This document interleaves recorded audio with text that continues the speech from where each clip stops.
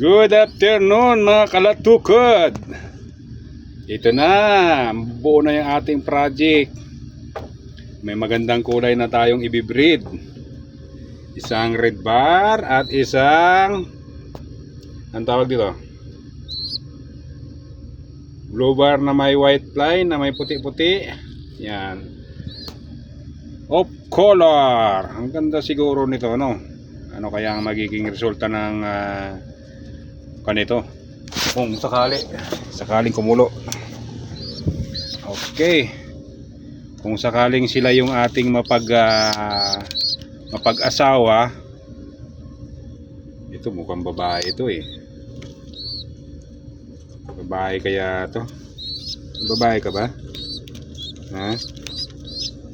Babae. Tinis ng busis eh, ikaw.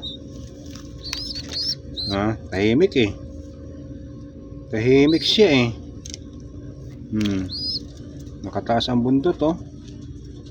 Ito isa walang buntot pa eh. Kukurkukuk. Ha? Kurkukuk. Junior Oman. Junior Oman. Asawa niya oh. Si Mutya. Kulit. Yan si kulit natin. Kurkukuk. Kurkukuk. Ganda ng ganito oh. White fly. Yung puti talaga oh. Ito mapula. Pulang pula talaga siya oh. Lalo na ng ganyan, makapaglugo na yan. Mga 15 days pa lang siguro to. Ganda niya oh. Kadali tayo ng mas maganda pa. Pag ito'y nanganak na uli, saktong-sakto na ito. Yung mga itlog nito, yung mga itlog nila, saktong-sakto na yan pang December. Pang December siguro, marami nang uuwi niyan December. Makakadami tayo ng itlog. Isa dito, isa dito, isa doon, isa doon, isa doon, isa doon. Ilan na yan? 2, 4, 6, 8, 10, 12. Aba, may 14. 14 itlog.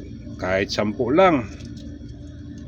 Plus dun sa mga tropa natin sa baba, kakadala tayo ng 2 dosinang itlog na saktong-sakto na yun. Pang-umpisa natin sa Pilipinas mga kalapatid.